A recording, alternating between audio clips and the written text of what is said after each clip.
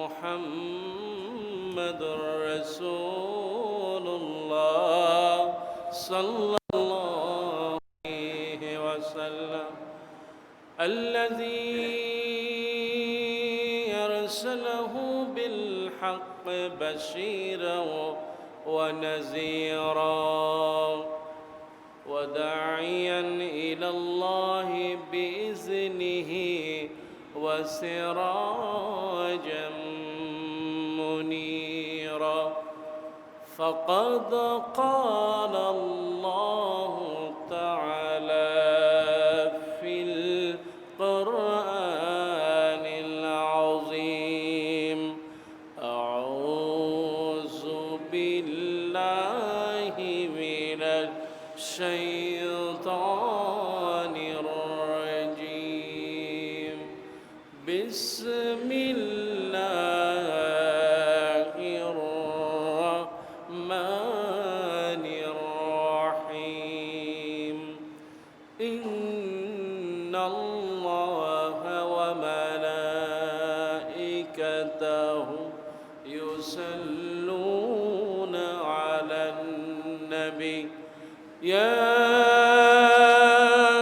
أيها الذين آمنوا صلوا عليه وسلموا تسليما اللهم صل على محمد وعلى آل محمد كما صليت على إبراهيم وعلى آل إبراهيم إنك حميد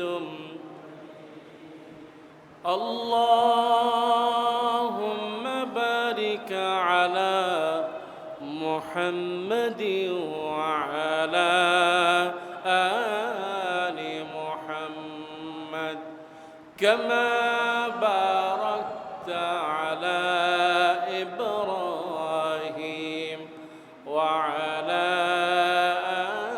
آل إبراهيم إنك حميد مجيد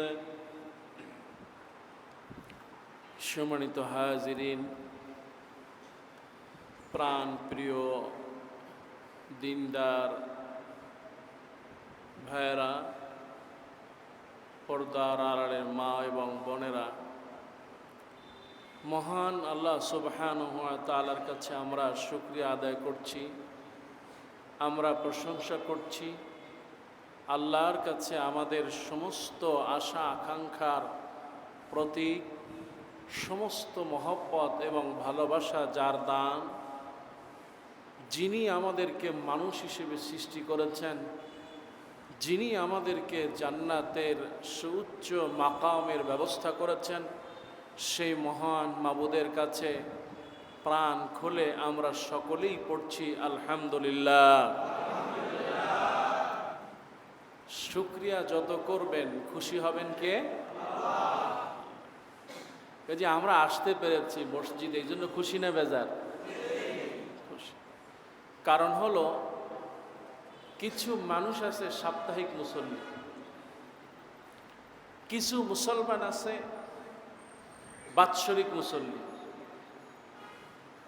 আর সত্যিকারে যারা ঈমানদার, যাদের জন্য আল্লাহর ভালোবাসা আছে, আল্লাহর প্রতি যাদের বিশ্বাস ভালোবাসা এবং রসুলের খাঁটি উম্মত দাবি করে, তারা সাপ্তাহিক না, তারা বাৎসরিক না, তারা শবে বরাত না, শুধু শবে কদর নয়, শুধু তারাবি নয়, শুধু জুমা নয়, প্রতি ওয়াক্তে মসজিদে এসে সেজদা দিয়ে বলে, আল্লাহ আমি তোমার গোলাম।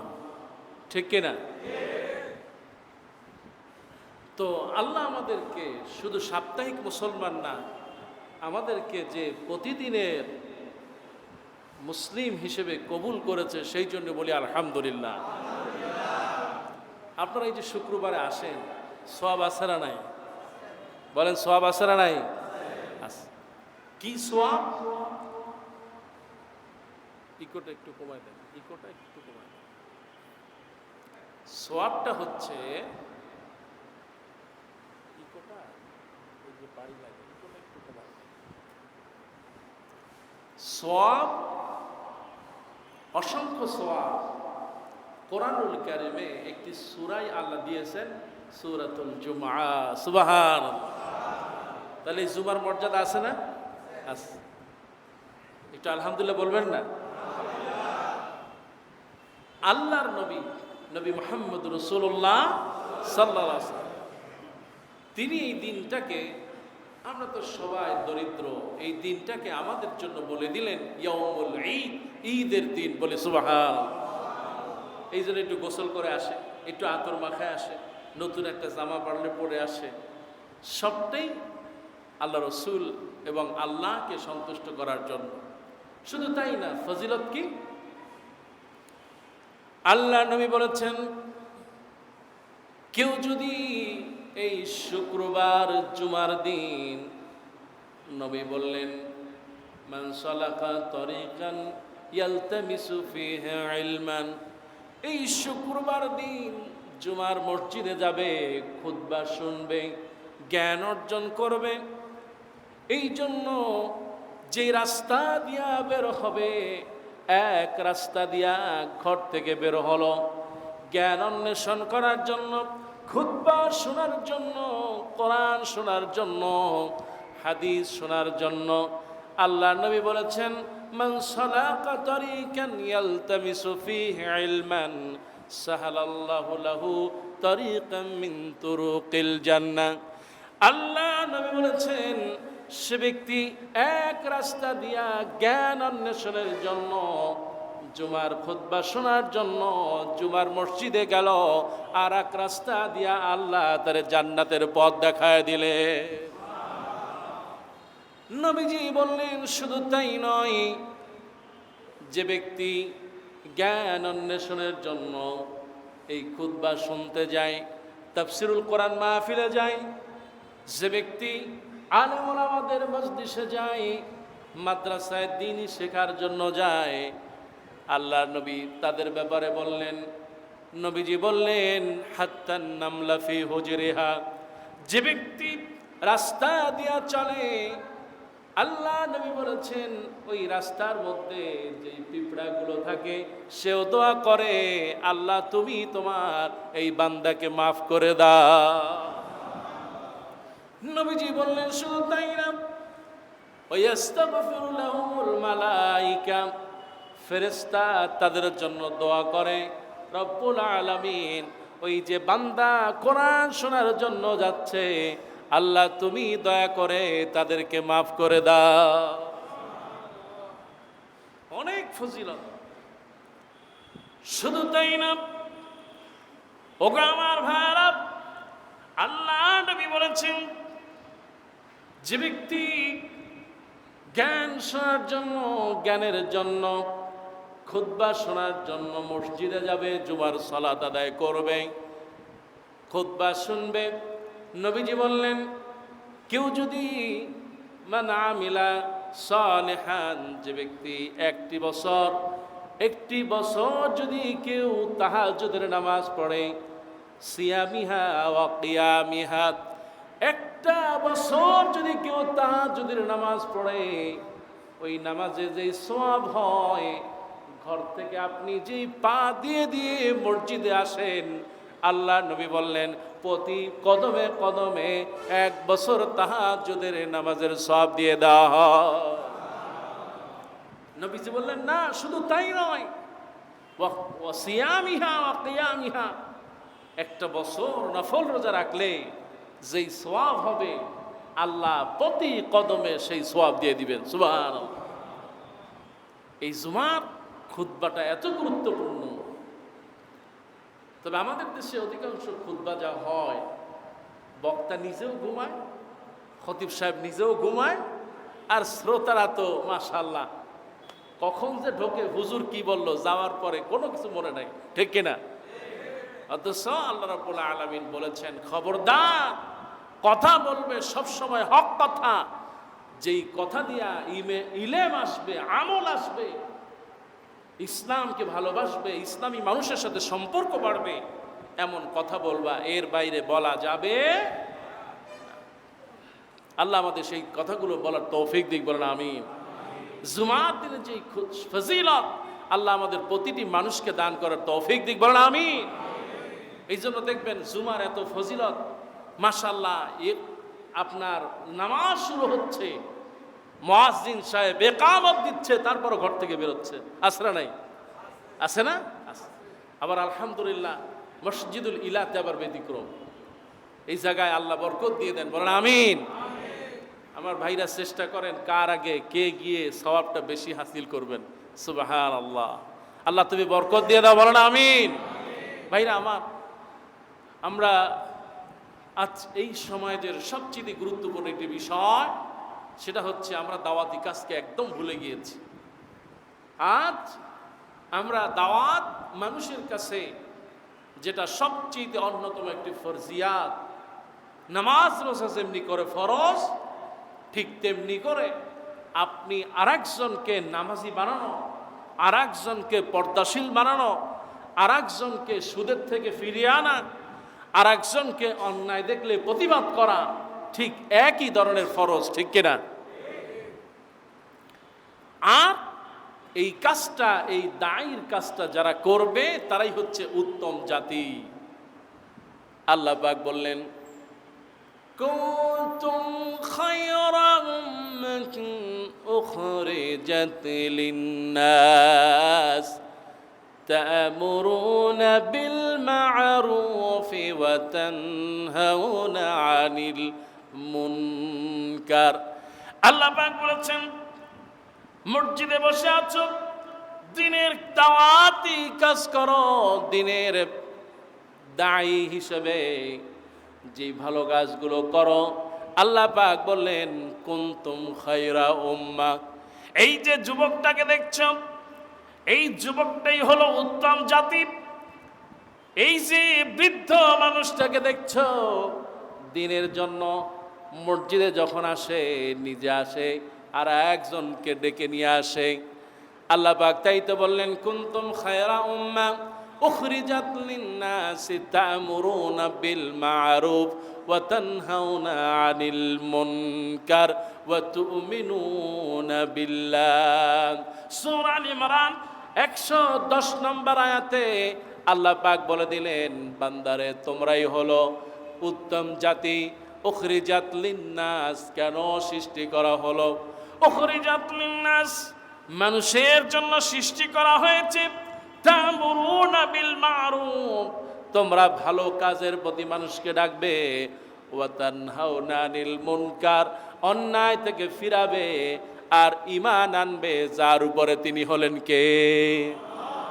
আল্লাহ বলেছেন, ওয়া তু'মিনু বিল্লাহ, যদি আল্লাহর প্রতি ঈমান এনে থাকো, তাহলে তোমাদের কাজ হচ্ছে মানুষকে দ্বীনের পথে ডাকবে, মানুষকে ভালোর পথে ডাকবে, মানুষকে কোরআন সুন্নাহর দিকে ডাকবে, আর অন্যায় পাপাচার শয়তানের পথ থেকে তাদেরকে দূরে সরানোর আহ্বান জানাবে।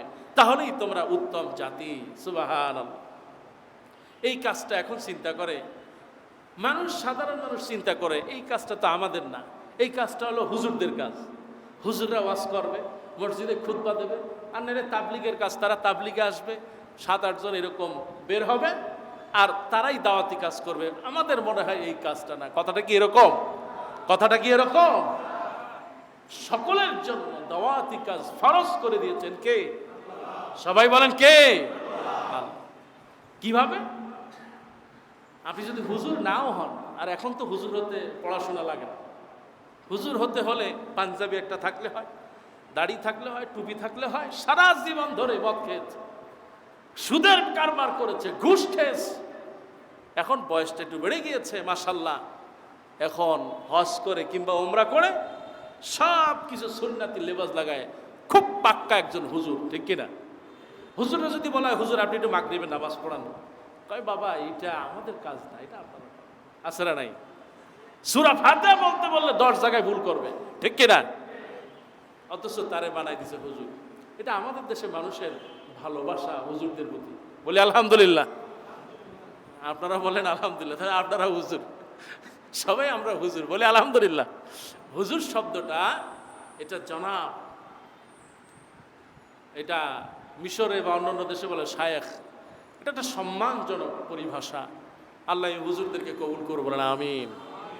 এই যে আলহাজ হাজী সাহেব, তাকে বলে কি আলহাজ। এই যে আমি বুরুনাইতে গিয়েছি, বুরুনাইতে যারাই হজ করে মাশাআল্লাহ, সবার সবচেয়ে বাচ্চা হোক, বাচ্চা ছোট মানুষ কিন্তু হজ করেছে, বলে আলহাজ মাশাআল্লাহ। এটা একটা আনন্দের, কিন্তু আমাদের দেশে এটা আনন্দে নাই, আমাদের দেশে রাজনীতির, ঠিক কিনা? আমাদের দেশে এটা আনন্দ নাই, এটা হয়ে গেছে রাজনীতি। নির্বাচনে দাঁড়াবে আলহাজ অমুক, তারপরে বাড়িওয়ালা আলহাজ, এটা তো অমুক আলহাজ সাহেবের বাড়ি, ঠিক কিনা? কিন্তু এটা আনন্দের। আলহামদুলিল্লাহ, আল্লাহ যাদেরকে হজ করিয়েছেন তাদের হজকে কবুল করো, বলেন আমিন। যারা হজের নিয়ত করেছেন আল্লাহ তাদেরকেও বরকত দিয়ে দাও, বলেন আমিন। আর যাদের পয়সা নাই তারা কি করবে? আল্লাহ তুমি তাদের পয়সা বানায় দাও। আল্লাহ রসুল, তোমার রসুলের কবরের কাছে গিয়ে সালাম পৌঁছানোর তৌফিক দিয়ে দাও, বলেন আমিন। তাহলে তা'মুরুনা বিল মা'রুফ, এই কাজটা সকলকেই করতে হবে, নারী পুরুষ ছেলে যুবক যুবতী। এই কারণে আপনাকে দলবদ্ধভাবে থাকা দরকার, আপনাকে জামাতবদ্ধ থাকতে হবে। আপনি সবাই মিলে যেই দাওয়াতি কাজটা দেয়, যেই দিনের পথে ডাকে, আপনিও যদি সেইভাবে দিনের পথে ডাকুন, বরকত দিয়ে দিবেন আল্লাহ। আল্লাহ পাক বলেছেন, দুনিয়াতে সফল মানুষ, আল্লাহকে প্রশ্ন করি, আল্লাহ দুনিয়াতে অনেক মানুষ আছে, দুনিয়াতে তাবলিগ আছে, আটরশি আছে, সরমনে আছে, কওমি আছে, আলিয়া আছে, আরো অনেক দল আছে রব্বুল আলামিন। এর মধ্যে সফল কারা, বিজয়ী কারা, কাদেরকে আমরা সফল হিসেবে মনে করব? আল্লাহ পাক বলেছেন, ওয়ালতাকুম মিনকুম উম্মাতুন ইয়াদউনা ইলাল খায়র ওয়া ইয়া'মুরুনা বিল মা'রুফ ওয়া ইয়ানহাউনা আনিল মুনকার উলাইকা হুমুল মুফলিহুন। সূরা আল ইমরান 104 নম্বর আয়াত। আল্লাহ রাব্বুল আলামিন বললেন, তোমাদের মধ্যে উত্তম হলো ওয়ালতাকুম মিনকুম, এমন একটা দল, ইয়াদউনা ইলাল খায়র, তারা কল্যাণের দিকে ডাকে, ওয়া ইয়া'মুরুনা বিল মা'রুফ, জীবন বাজি রেখে হলো হকের পথে ডাকে, ঠিক না?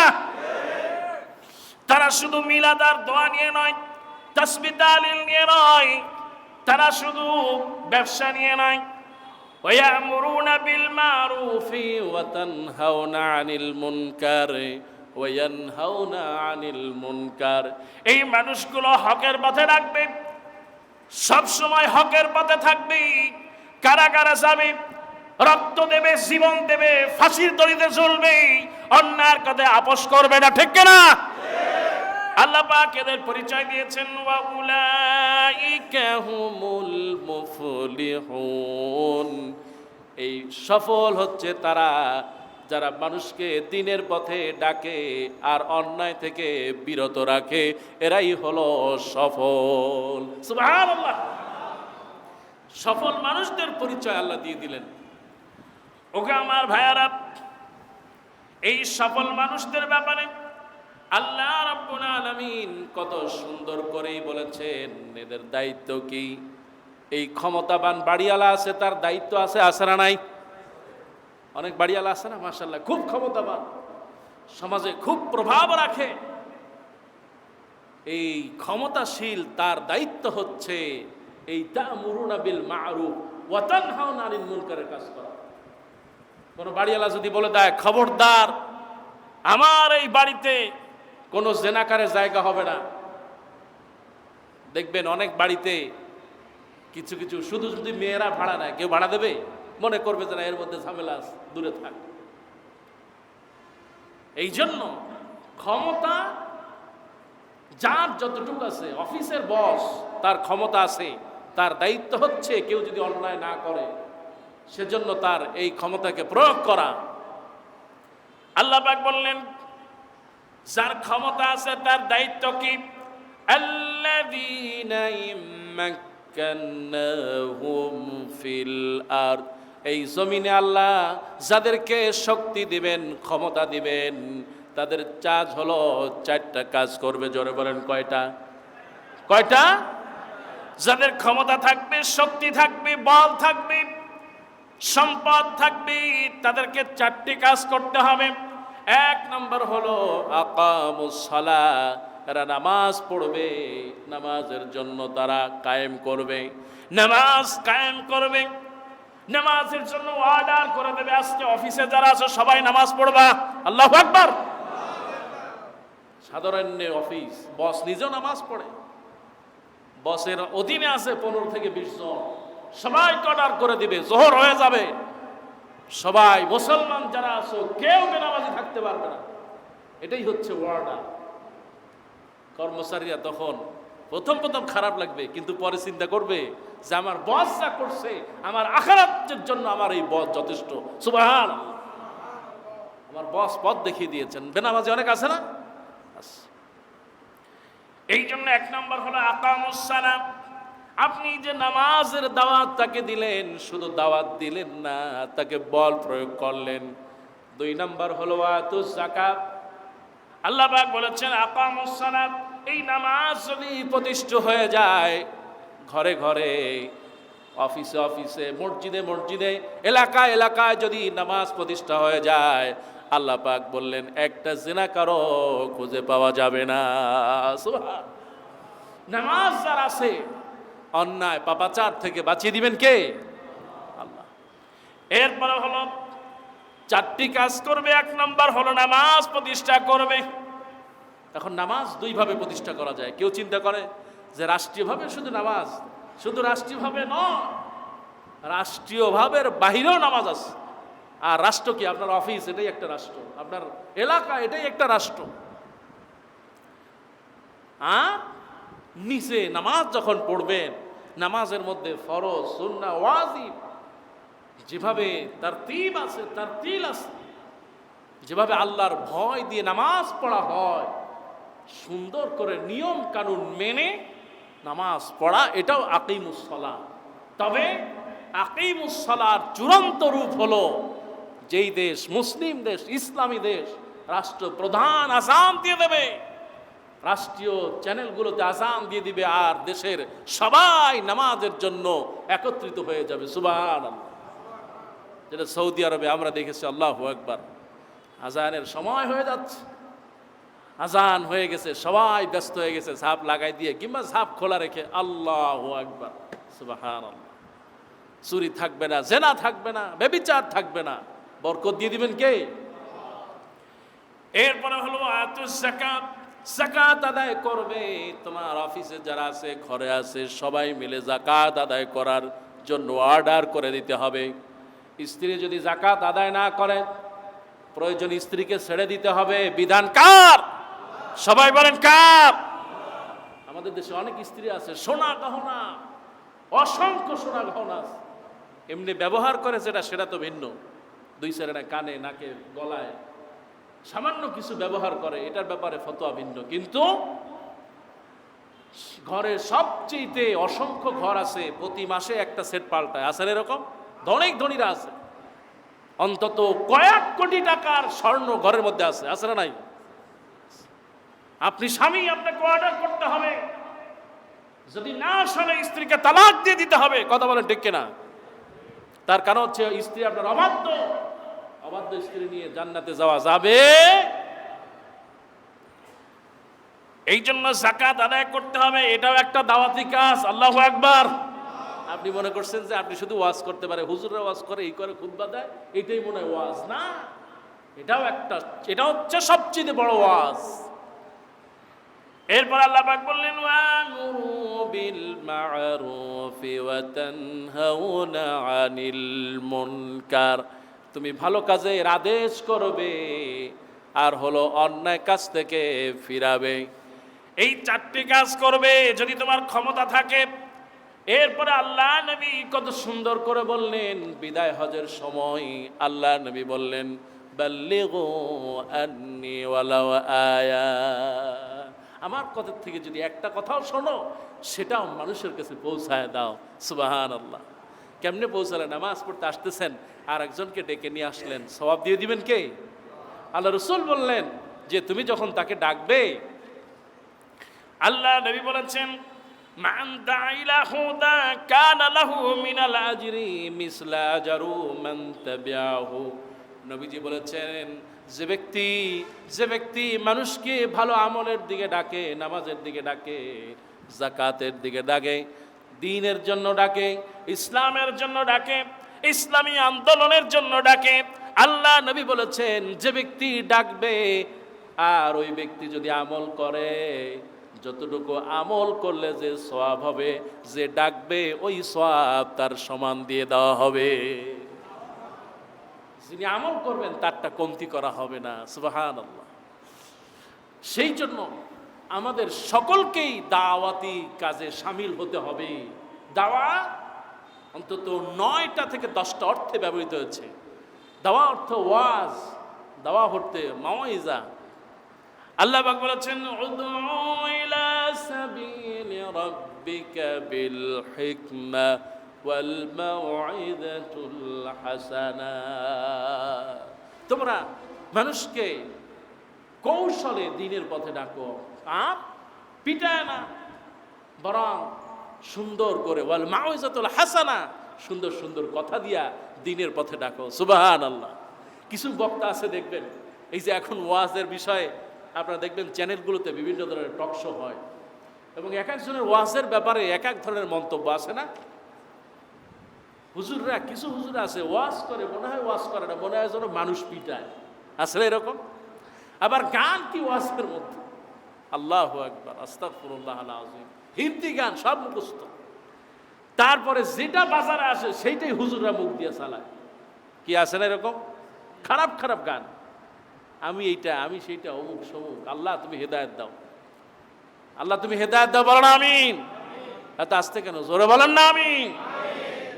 আপনাকে দাওয়াত দিয়েছে, আপনি সুন্দর করে কোরআন হাদিস দিয়ে বর্তমান প্রেক্ষাপটে ওয়াজ করবেন, কিন্তু কোন নায়িকা কি স্টাইলে ওয়াজ করে, কেমনে বিড়ি টানে, তারপরে কেমনে ভ্যানস্যান করে, এগুলো ডাকার জন্য তো ডাকে নাই। এটা রাসূল সবসময় সুন্দর কথা বলে বলে, আল্লাহ বলেছেন সুন্দর কথা বলে বলে ডাকো। এই জন্য দাওয়াত দিতে হবে সুন্দর কথা দিয়ে, এটা হচ্ছে 1 নম্বর শর্ত। তার কারণ হলো আল্লাহ নবী বলেছেন যে ব্যক্তি দ্বীনের জন্য ডাকবে, নবী বললেন আল আমরু বিল মারুফ সাদাকা। তুমি দান করলে যে সওয়াব হয়, মানুষকে যদি আমলের দিকে ডাকো, ওই সমান সওয়াব আল্লাহ দিয়ে দিবে। শুধু তাই নয়, ওয়ান নাহি আনিল মুনকার সাদাকা। আল্লাহ রাস্তায় সদকা করবা, মানুষকে অন্যায় থেকে নিষেধ করো, একটা সদকার সওয়াব দিয়ে দিবেন আল্লাহ। সুবহানাল্লাহ। আল্লাহ নবী বললেন শুধু তাই না, তোমরা হচ্ছে কুল্লুকুম রাইন ওয়া কুল্লুকুম মাসউলিন আন রাইয়াতি। আল্লাহ নবী বলেছেন তুমি হলো একজন মাসউল, পরিবারের কর্তা হয়েছো, মসজিদের খতিব ইমাম হয়েছো, তোমার দায়িত্ব আছে, ঠিক কি না? আল্লাহ পাক কিয়ামতের দিন আল্লাহ নবী বললেন প্রত্যেকে তার দায়িত্বের ব্যাপারে জিজ্ঞেস করা হবে। তোমাকে আমি স্বামী বানিয়েছিলাম, তোমাকে আমি পরিবারের কর্তা বানিয়েছিলাম, তোমার বাবা ছিল না, বাবা না থাকার পরে তোমাকে দায়িত্ব দিয়েছিলাম, তুমি কি দায়িত্ব পালন করেছো জিজ্ঞাসা করা হবে। প্রত্যেকেই তার কাজের ব্যাপারে জিজ্ঞেস করা হবে। ওগো আমার ভাইরা, এই জন্য আল্লাহ রাব্বুল আলামিন বলেছেন যে ব্যক্তি সুন্দর করে ডাকে, তার চাইতে ভালো মানুষ আর কেউ হতে পারে না। সুবহানাল্লাহ। যে দ্বীনের জন্য ডাকে, তার চাইতে ভালো মানুষ আর পৃথিবীতে, আসমানের নিচে, জমিনের উপরে আর কেউ হতে পারে।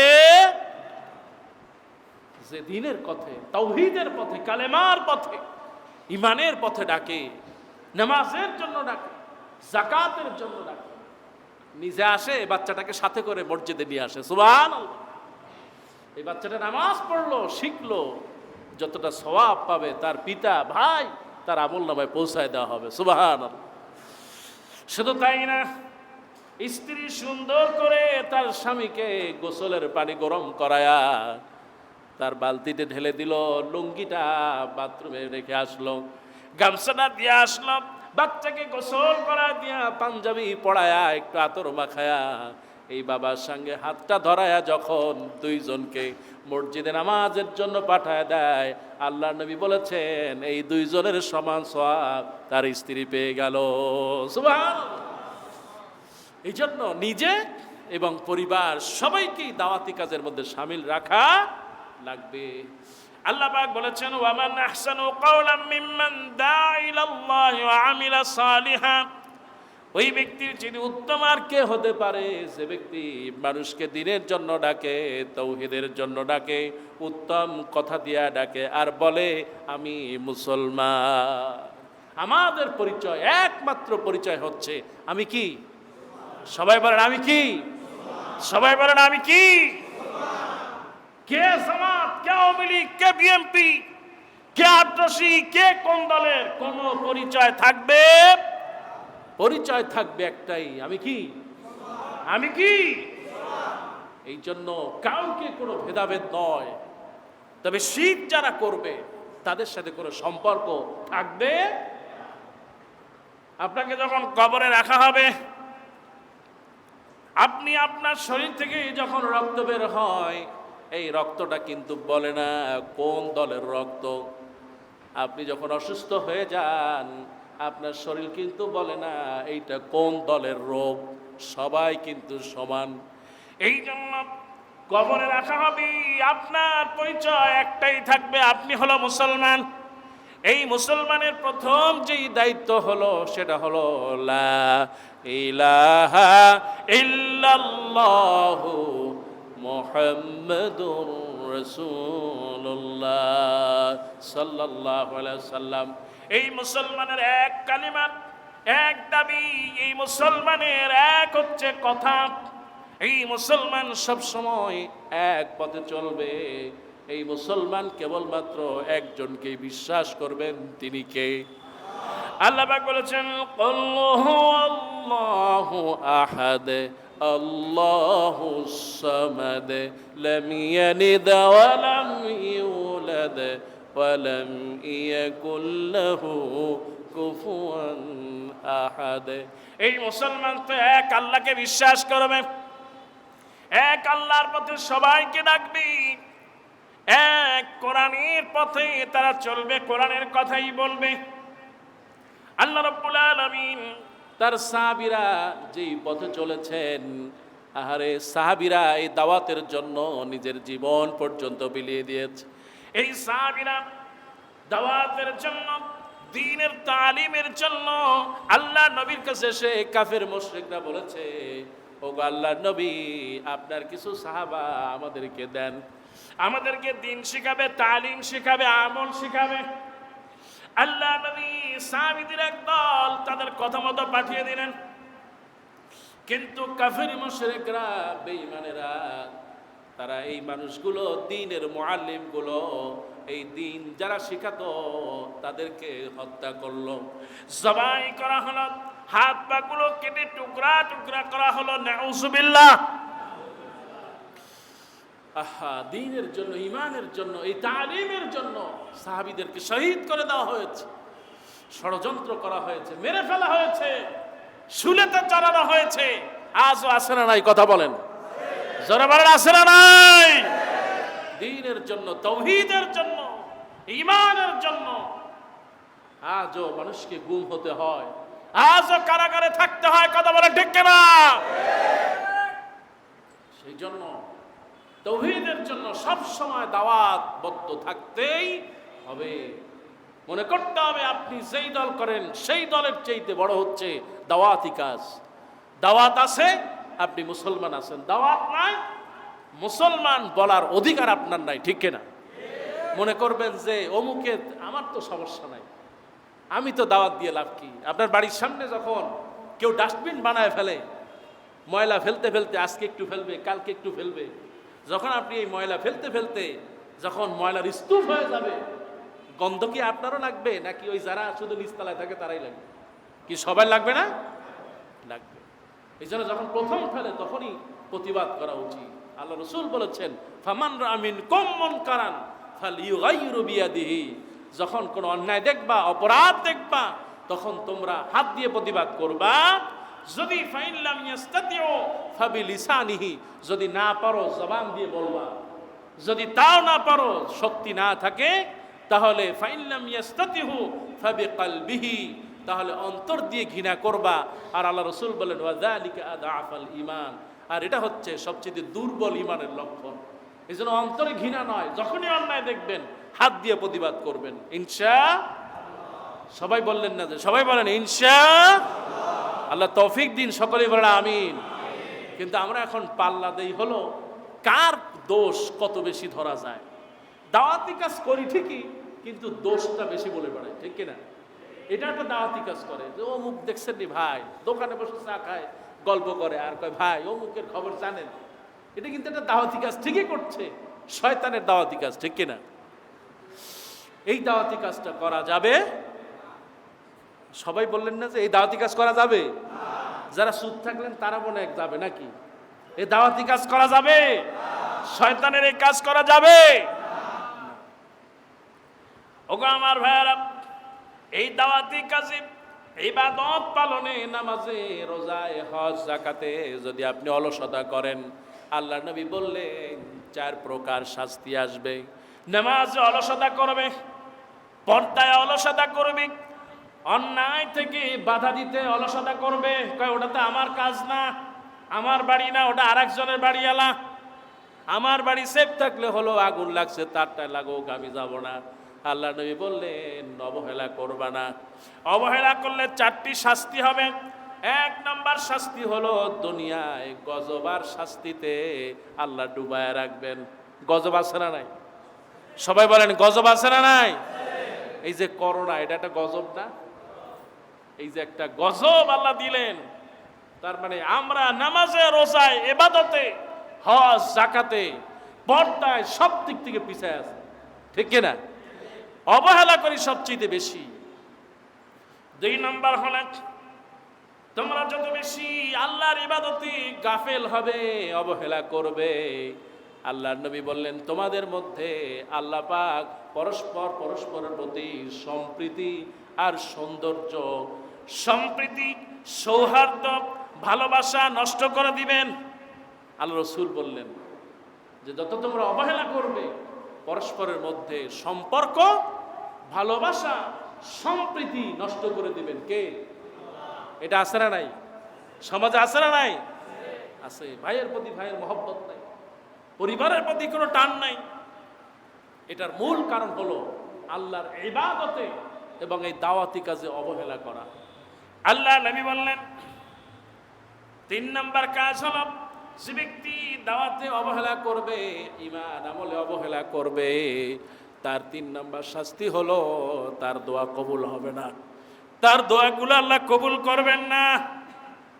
4 নম্বর হলো এই ব্যক্তি অন্যের বাধা দেয় নাই, সমাজে খারাপ কাজ হয়েছে বাধা দেয় নাই, নিজের মেয়ে বেপরদায় চলেছে বাধা দেয় নাই, সন্তানগুলো বেনামাজি হয়েছে বাধা দেয় নাই, সন্তানটা সুদখোর বাধা দেয় নাই, সরকার সন্তানটা সুদের চাকরি করে বাধা দেয় নাই, মেয়েটা অন্যায় করতেছে বাধা দেয় না। আল্লাহ নবী বলেছেন পাপ না করেও শুধুমাত্র আপত্তি না জানানোর কারণে আর নিষেধ করার না কারণে এই যে পাপগুলো চোখ দিয়ে দেখছো, এইগুলো পাপের শামিল হয়ে যাবে, ভাগীদার হয়ে যাবে। নাউজুবিল্লাহ। আপনি দেখছেন পাপ করছেন, অন্যায় করছে সন্তান, পরিবার, প্রতিবাদ করছেন না, এ কারণে সে পাপ আপনি করেন নাই, করেছে আপনার পরিবার, আপনি করেন নাই, করেছে আপনার প্রতিবেশী। প্রতিবাদ না করার কারণে একই সমান অপরাধী বানিয়ে দিবেন কে? সেই জন্য বলি ভাইয়েরা আমার, মানুষকে যত পারা যায় দ্বীনের জন্য দাওয়াতি কাজের সাথে শামিল করে দেওয়া, ওয়াজ মাহফিলের ব্যবস্থা করা, তালিম তারবিয়াতের ব্যবস্থা করা। ঘরের মধ্যে আপনার সন্তানদেরকে নিয়ে বসেন, আত্মসমালোচনা করেন, ইহতিসাব করেন, সন্তানকে নিয়ে বসেন, বাবারে এই সমস্যাগুলো আছে, এর থেকে ফিরে আসো, মেয়ে এই সমস্যা আছে, এটা করবা না। মেয়ে বলবে বাবা আমার এইটা লাগবে, তারে দিয়ে দাও। সুবহানাল্লাহ। এটা হলো পারিবারিক বৈঠকগুলো করবেন, যত বেশি পারা যায়। সম্পর্ক বাড়ায় দিবেন কে? সন্তান সারাদিন বাবার সাথে একটা কথাও হয় না, অথচ একই ঘরের মধ্যে থাকে না। আপনি ছেলের সাথে মেশেন, মেয়ের সাথে মেশেন, মিশা একসাথে বসেন, খাবার টেবিলে হোক কিংবা একটা ভালো মিষ্টি, সে যা পছন্দ করে তাই নিয়ে বসেন, বসে একটু পরিবারের সমস্যাগুলো নিয়ে আলোচনা করেন, পরিবারে আয় রোজগার বৃদ্ধির কথা বলেন, পরিবারের ইবাদত বৃদ্ধির কথা বলেন, তাহলে বরকত বাড়িয়ে দিবেন আল্লাহ। আর খবরদার, দাওয়াতি কাজ করবেন ঠিকই, কিন্তু এই মানুষের দোষ অন্বেষণ করা যাবে না। এই কাজটা মহিলারা বেশি করে, এই কারণে আল্লাহ রসুল তাদের ব্যাপারেও বলেছেন যে যারা এই কাজটা বেশি বেশি করবে ওই মেয়েরা বেশি জাহান্নামে যাবে। মহিলারা জাহান্নামে যাওয়ার অনেক একটা কারণ হচ্ছে স্বামীর অকৃতজ্ঞ হওয়া এবং অন্যের দোষগুলো বেশি বেশি বলে বেড়ানো। তারপর আল্লাহ রসুল সাল্লাল্লাহু আলাইহি সাল্লাম একজন সাহাবী, যিনি ছিলেন মিশরের গভর্নর উকবা ইবনে আমের, এই উকবা ইবনে আমের তার সাথে যিনি কেরানি ছিল, তার সাথে যিনি লিখতেন, এই উকবা ইবনে আমের তার কেরানি হলো আবুল হাইসাম। আবুল হাইসাম একদিন এই গভর্নরের পাশে বসা, এখন গভর্নরকে বলতেছে যে গভর্নর, উকবা ইবনে আমের এই আমার প্রতিবেশী, এরা মদ খাচ্ছে, আমি কয়েকজন পুলিশ এনে এদেরকে একটু ধরায় দেই, এক্ষুনি যে আমি পুলিশ নিয়ে আসি। উকবা ইবনে আমের বললেন, ওগো আবুল হাইসাম, তুমি তাদেরকে বিপদে ফেলো না, এই ভাইটা তো এমনি পাপ করে একটা বিপদের মধ্যে আসে, তুমি যদি তাকে উদ্ধার করতে পারো, একজন মানুষ যদি পুকুরে পড়ে যায় চিন্তা করবা হাত ধরে উপরে উঠানো, কিন্তু তাকে যদি তুমি আরো ডুবায় দাও তার সব নষ্ট হয়ে যাবে, মরে যাবে। এই যে ব্যক্তি অপরাধ করতেছে, পাপ করছে, এটা মানুষকে বলে বেড়াও না, বরং ঢেকে রাখো। আল্লাহ নবী বলেছেন, মান সাতারা আওরাতুম মুমিনান, যখন কোনো মানুষ কোনো মুমিনের, কোনো মুসলমানের কোনো একটা অপরাধ ঢেকে রাখে, ফাকান্নামা সাহিয়া মাউইদান ফি কবরিহা, যে ব্যক্তি কোনো মানুষকে অন্যায় থেকে ফেরানোর চেষ্টা করলো কিন্তু তার দোষগুলো ঢেকে রাখলো, গোপনে সংশোধন করলো, আল্লাহ নবী বললেন একটা জীবন্ত মেয়েকে কবর থেকে তুলে আনলে যেই সওয়াব হয় ওই সওয়াবটা আল্লাহ তার আমলনামায় দিয়ে দিবে। এত ফজিলতপূর্ণ মানুষের দোষ না খোঁজা, না বলে বেড়ানো। কিন্তু আল্লাহর কাছে দোয়া করি, আল্লাহ রাব্বুল আলামিন আমাদের এই দোষ ত্রুটিগুলো আল্লাহ মাফ করে দিন, বলেন আমিন। আর এই ওয়াজ কিংবা এই যে দাওয়াতি কাজ, এই দাওয়াত